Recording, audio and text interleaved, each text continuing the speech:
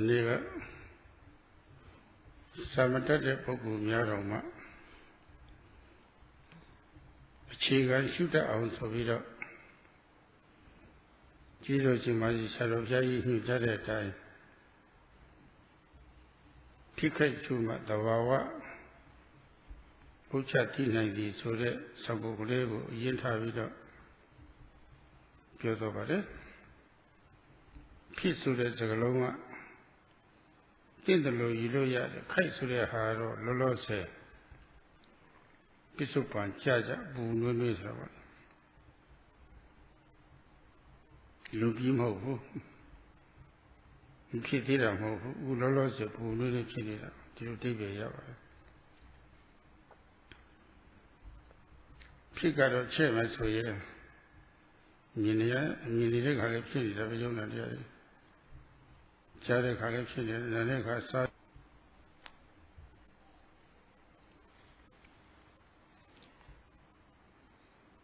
Yesterday, Sayadaw spoke about how even people who don't have any education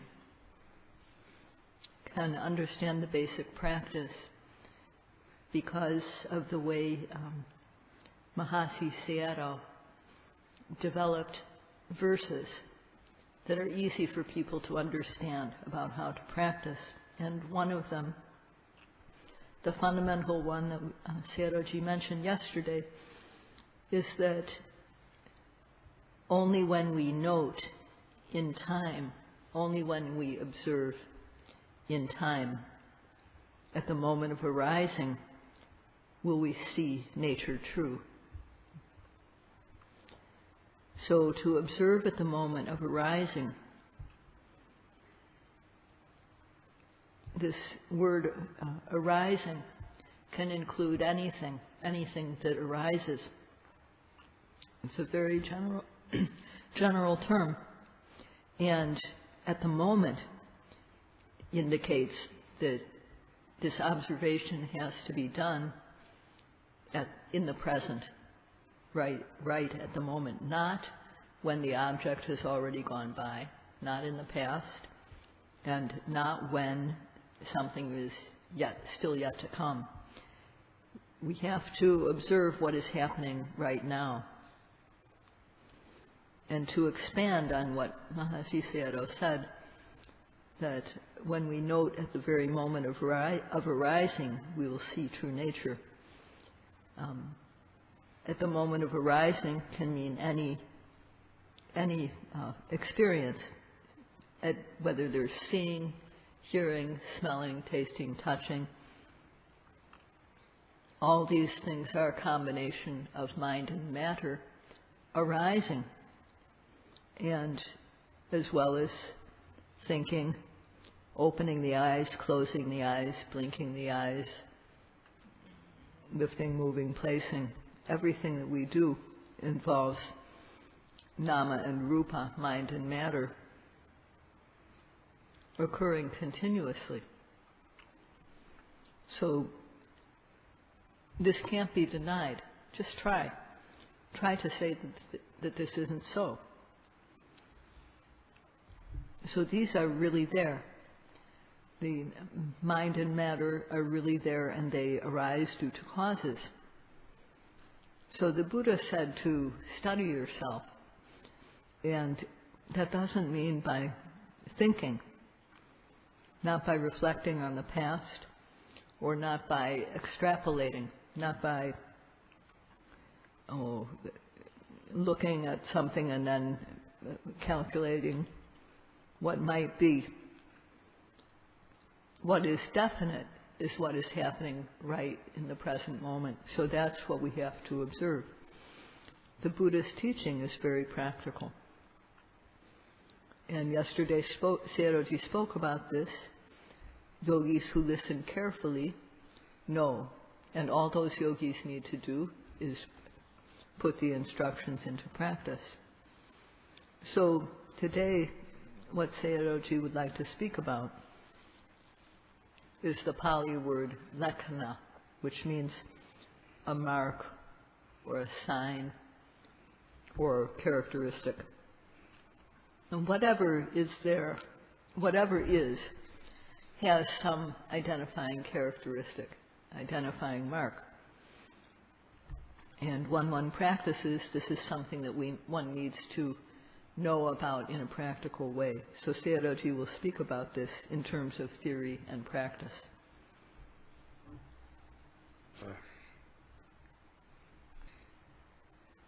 Concerning lakkhana, or characteristics, or mark, there are three kinds.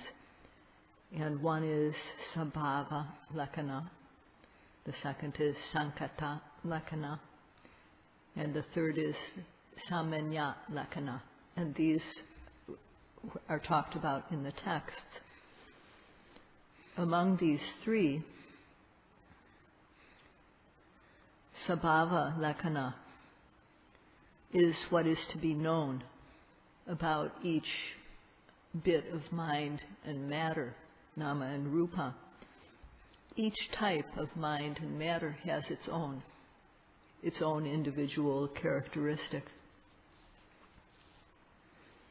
And mind and matter arises and it stays there, and then it goes away. It arises, there's a moment where it's there, and then it goes away. So there's three parts, 3 points in time to everything that arises. Another way to say it is it's everything that arises has a start, a middle, and an end. So this is the all nama and rupa that occur, mind and matter that occur due to causes, have these 3 points in time. The start, beginning, start, middle, and end. And this is their compound characteristic, or sankata lakkhana. And samanya lakkhana is how mind and matter are all the same. They arise, and having arisen, they don't stay that way. They disappear immediately. So, and all physical things do this. All nama that arises due to causes does this. So, for example, the yogis, the sound is reaching the yogi's ear, and it doesn't just stay there. It goes away. It arises and then it passes away. It changes.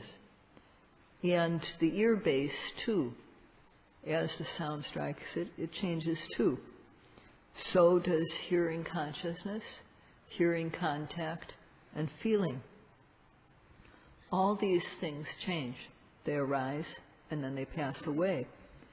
So when we say that something arises, then passes away, that means, in other words, it's born and then it dies right away.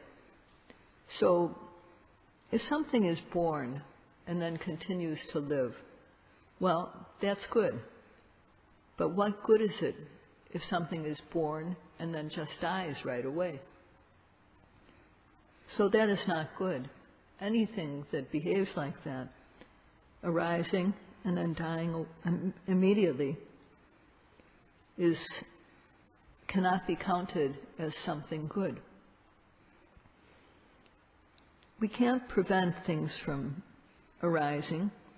We can't prevent things that we don't want to have happen arise.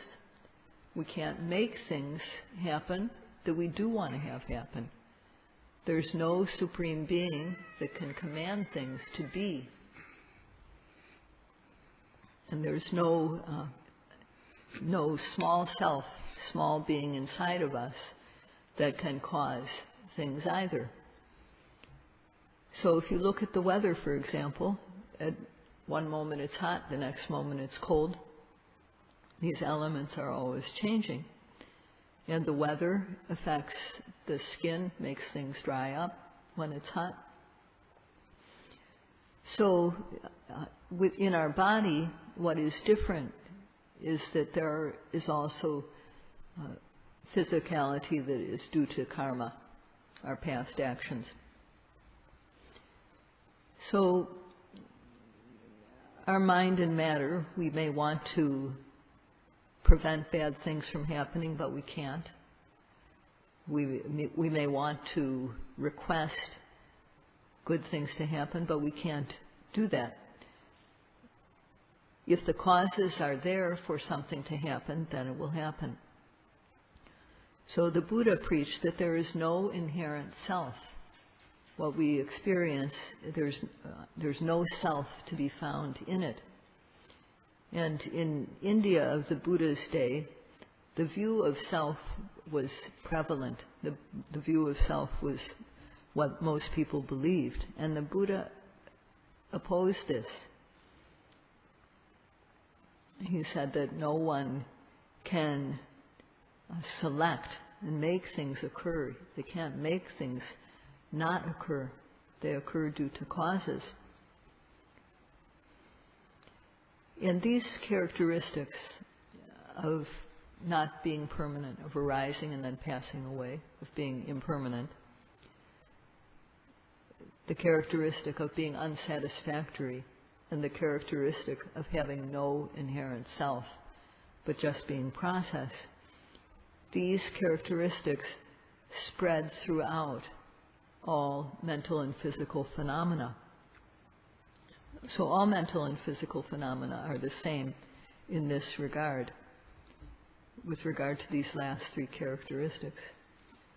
So again, there's the sabhava lakkhana, which is true nature, natural characteristic, individual characteristic, sankata lakkhana, which is the compound characteristic or conditioned characteristic, samanya lakkhana is the common characteristic that things have. And for the yogis, the first thing to know about is sabhava.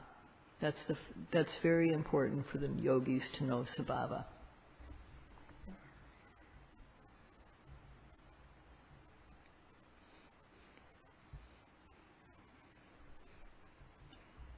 So there's individual characteristic, there's the compound characteristics, and the common characteristics. So to explain how these three types of characteristic appear. When we put our attention on the abdomen, and the rising occurs. After that, the falling. So when that happens, that is the element of vayodhatu. It has the characteristic of stiffness, tension, moving. And it's one of the four major elements that make up physical matter. And this stiffness, tension, movement is the individual characteristic of air. Hardness and softness is not the characteristic of air. Neither is flowing nor solidity. These are not the characteristics of the air element. Nor is heat or cold or warmth. What is the characteristic of air is stiffness, tension, movement. And other types of matter have their own characteristics. But this one type called air has the characteristics of stiffness, tension, and movement, not other characteristics. Non-living things have their own characteristics too. So rising and falling is what we call it, but the experience is that stiffness occurs. It becomes stiff. And and then it goes away. So whatever, no matter whose being this is happening in, this is what the air element does. It causes stiffness. So the stiffness arises, it becomes tense, it goes away. And we can see that it starts, it begins, it's there, and then we see that it goes away. It has these three parts to it: a beginning, a middle, and an end.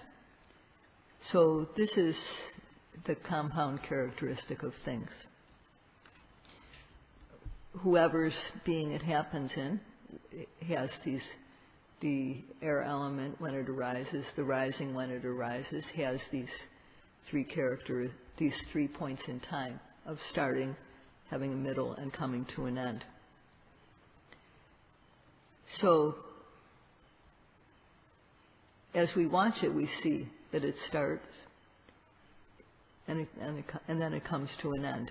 And everything in our experience does that. It starts and then it comes to an end.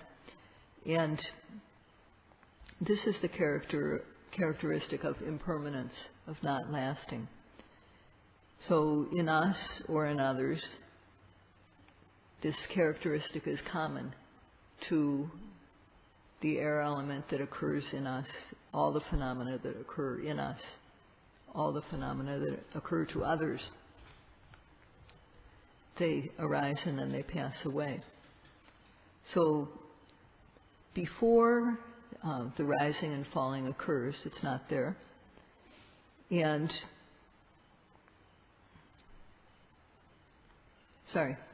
this characteristic of arising and then passing away, of impermanence, was true of the rising and falling that just happened. It's true of the rising and falling that is happening now.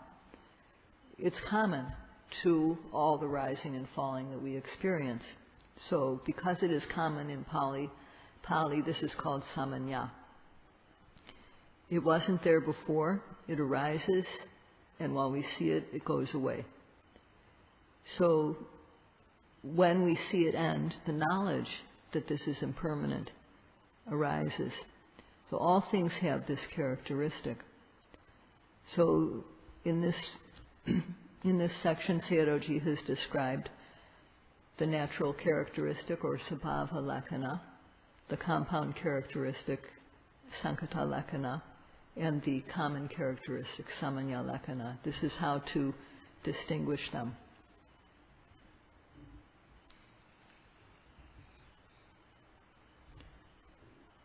Due to the in-breath and the out-breath, the abdomen expands.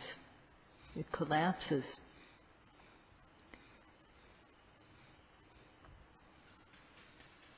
Sorry, I can't read this. So, and when that happens, there's stiffness. The abdomen becomes stiff, tense, and then that disappears. So to know this, we have to observe at the very moment the abdomen rises. That means the first thing to do is to put the mind on the abdomen. So it's as though our job is to greet a very important visitor. If we need to greet somebody, a very important visitor, then we have to meet that visitor where they arrive. We have to go there and wait before the visitor gets there, because we don't want to keep the visitor waiting. So this means too that we have to go to the place where the rising and falling happens, which is the abdomen. The rising and falling occurs, the abdomen becomes stiff, tense, there's movement. So before that happens, the mind has to be there. The mind has to be at the abdomen in advance. And when when one breathes in, then the abdomen moves. So the movement is there, and to know it, we add a label when we observe. And Sayadaw explained about the use of labels the other day, using the analogy that when at the beginning of our studies, we need to say the letters aloud. We're learning the letters of the alphabet, and we need to say them aloud. We can't just look at the letters on the page with our mind. And even after learning how to read words, short sentences, we still read these aloud. Even long sentences, we sometimes have to read aloud before we're completely skilled. So that is why we use labels. And when some yogis can't note completely well, then we use a label to get the mind to be together with the object. So one applies effort to know the nature of the object, and one aims. And when one's aim is accurate and the effort is just right, then sati will stick to the object. So with when one makes effort every time, and the sati sticks each time one makes effort to observe the object, then samadhi, the collected mind, will arise. So we try to have these three occurring every single time the abdomen rises. We try to have these things occur every time the abdomen rises, every time the abdomen falls. The aiming, effort, and sati. So we try to have these three qualities there every moment. And the teachers say that we should try to stick with the object from the beginning to the end, not to let it out of our sight. So we have to be like a detective who's trying to keep track of someone, trying to not to lose sight of them.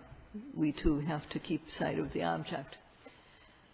So as soon as the object arises, we need to follow it closely. So that means as soon as there's the smallest start of the rising, from that moment until the very end, we need to keep our mind sticking to the object. And some yogis still don't understand about this, and they think that one has to note start, middle, end. One doesn't note in this way. The start, the middle, and the end are not to be noted. What is to be noted is the rising. But the rising has a start, a middle, and an end. And one needs to keep one's mind with the rising or the falling from the start, from the very start to the very end. But what we're trying to note is the rising. What we're trying to know is the qualities that are there: stiffness, tension, and movement. When we have to observe is from the very start to the very finish. So this is something that the yogis must understand.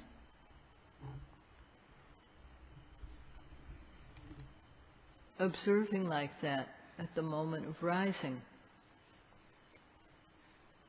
when there is ardent effort to observe the object, then kosaja, or the disgusting quality of laziness,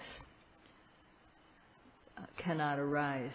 This quality of laziness is the mind that backs off, the mind where our energy is completely gone, and the mind becomes like cold butter, completely unworkable. So when there's no ardent effort, then the mind retracts like this. And whenever there's a problem, instead of advancing the mind can't go forward. It just becomes like cold butter. So then one has to heat up the mind so that it will become soft again. And one does this with art and effort. So one who has this quality of intense laziness is called kusita, a very lazy person.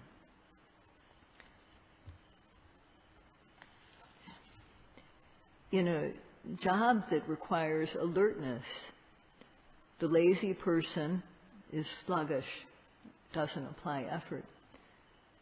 So one who has virya, who has art and effort, overcomes this quality of laziness, overcomes this quality of the cold, retracted mind. Each time one makes effort to observe the object, one gains another level of getting over this laziness. So the effort that we make to observe the object, virya, and this cold, retracted mind that backs off, these two are opposites. So this retracted mind, this is the quality of sloth. And with effort, it has no chance to arise when we make effort to observe the object. And so instead of the unwholesome mind led by the quality of sloth or laziness, the wholesome mind led by effort, ardent effort, virya, takes its place, takes the place of the unwholesome qualities. And when that happens, the mind is able to penetrate into the object. Or in other words, it's as though the mind rubs against the object. The contact is effective. And this is the quality of vichara. It's able to stay in contact with the object as though it's rubbing against it. It happens because of accurate aim. So when our aim is accurate enough, then the mind will develop the quality of vichara, of rubbing against the object. So if one always applies aim and makes effort to observe the object, this quality of rubbing against the object will occur. If that quality doesn't develop, then we'll be in doubt. Is it the abdomen? Is it the rising? Is it the falling? One won't know for sure about the object. But when this quality of rubbing is there, of contacting the object effectively, then when the mind contacts stiffness, rubs against stiffness, one will definitely know this is stiffness. When the mind contacts tension, one will know definitely this is tension. When the mind contacts movement, one will know definitely this is movement. So one becomes very definite about what the object is that is being observed. So for this to happen, one has to note with ardent effort and with accurate aim. And if we develop these two qualities, effort and aiming, then the mind will rub against the object. So this is the yogi's job. Each in its own time, the rising, the falling, objects of observation are arising within our field of awareness. One has to push the mind so that it will reach the object. Our mind has to be active and alert, not sluggish, not gazing. The mind must always be alert, active, and ardent. This is not a task for thinkers. In a way, thinking, having the habit of thinking, is like an addiction to opium. So one has to apply energy. First of all, the energy which pushes the mind to get to the object, the energy of effort.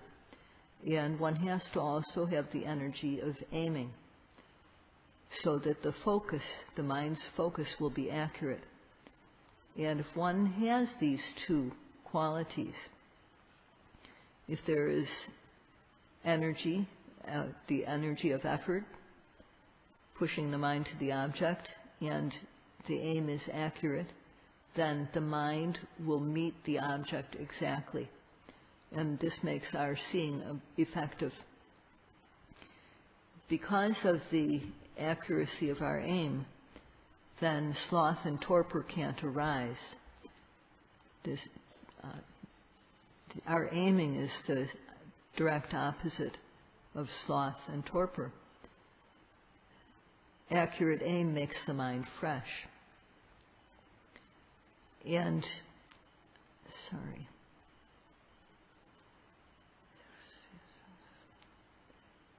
so as one continues with the accurate aim, then when the mind contacts stiffness, tension, or movement, one will know these qualities as they are. One will be definite about the object, because the mind is contacting the object accurately and therefore rubbing against it. So this is the quality of vichara. So because of applied effort and accurate aiming, then one becomes definite about the object. And this is, one should observe so that that all these qualities develop, so that one becomes definite about the object. So in this moment, when the mind has the qualities of effort, accurate aim, the rubbing quality of vichara, at that moment the mind is clean. And we have to create this mind, one after another. And this is what is meant by bhavana. So in other languages besides Pali, the translation may not express the translation of the word bhavana, which in English is sometimes translated as mental development. But what bhavana means in practice is to create this clean mind, and then to make it happen again, and again, to multiply it. When one is doing an important task, it's good to have protection in advance, because then disturbances don't come in. If our protection isn't good, if we have some protection but it's weak, then it doesn't do the job sufficiently, and that's not good. So only when protection is established continuously is it good. And so too, one has to always guard the mind. So to guard the mind, one uses mental effort to push the mind to the object, because then the mind doesn't become retracted. And one uses aiming, accurate aim. So with these two, the mind becomes definite about the object, and there's no doubt in our mind about what is being seen. If we don't apply these three qualities, but instead just gaze every second of the time, then in 60 seconds we will be losing this bhavana mind, this clean mind. In 60 seconds, in 1 minute, we'll lose the bhavana mind 60 times. And in 5 minutes, we will lose this clean bhavana mind 300 times. In 1 hour of carelessness, we will lose this precious bhavana mind 3,600 times. So if we think about how much could be lost in a day, how many times this valuable bhavana mind will be lost. So one should have the attitude that I have a responsibility not to lose the bhavana mind. And if we can have this attitude, then we will see special things happen within a very short time. So now this retreat is 2 months long, and 1/4 of it is over. There's 3/4 left. And if one doesn't try to develop effort and aiming, and then the mind that is definite about the object, if one doesn't make effort to do this in the next 2 weeks, then at the end of the next 2 weeks, it's better just to leave, because there's no point in continuing. But there's promise. There is promise. And if people make effort, then this will be a very good situation. So Sayadaw Ji wants to become closely related as your Dhamma relative. And this is all he wants to say for today.